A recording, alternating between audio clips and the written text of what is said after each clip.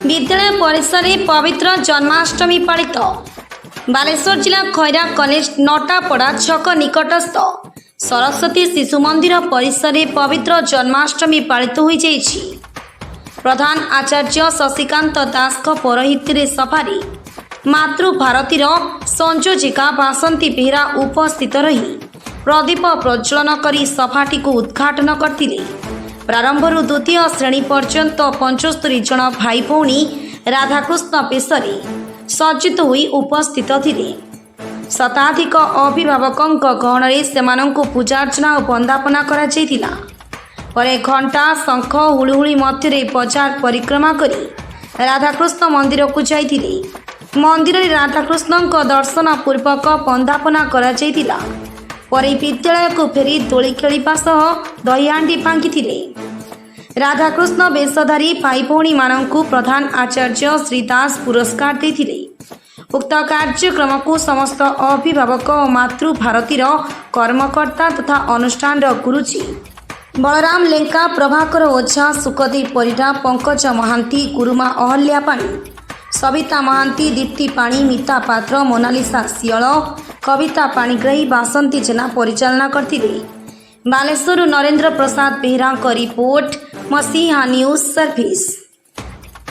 भारती विद्यार अधिष्ठात्री देवी माँ वाग्देवी सर्वोपरि आम सम्मुखें जहांकर फटचित्र आज उपवेशन से होती से शंखचक्रधारी गोलक बिहारी नारायण अवतार प्रभु श्रीकृष्ण आज शुभ अवसर आम गहन उपस्थित रही माँ निकटर जे प्रदीप प्रज्वलन करते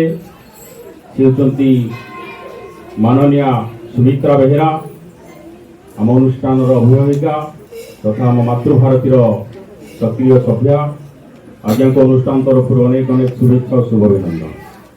बंधुगण, आज आपण माने ये विद्यालय उपवेशन करछन्ती बड़ गर्व एवं गौरवर कथा। आपण माने जहां गहन बसिचन्ती ये होचन्ती कृष्णमय। आज होची पवित्र जन्माष्टमी। ये पवित्र जन्माष्टमी उत्सव पालन अवसर में आपण मानक पाखरे गोटे छोटिया कथा कहि रखे। प्रभु कृष्ण ये धरावतरण करथिले आजिर दिन में भाद्रव मास शुक्ल पक्ष अष्टमी तिथि रोहिणी नक्षत्र एभली एक पवित्र शुभलग्न मध्यरात्रि घमाघोट वर्षा मध्य जेतेबेले कांड बरजी वर्षा सेतेबेले धराधाम को अवतरण करथिले प्रभु कृष्ण। द्वापर जुगर कथा देवकी और वसुदेव। प्रत्येक माँ छुआटी जन्म देवा परे से माँ हो जाए 10 मास 10 दिन गर्भधारण जंत्रणा सह करी छुआटी को अवतरण कर धरापृष्ठ को से मार वेदना जे केते असह्य से कथा केवल माटी ही जानी थाए।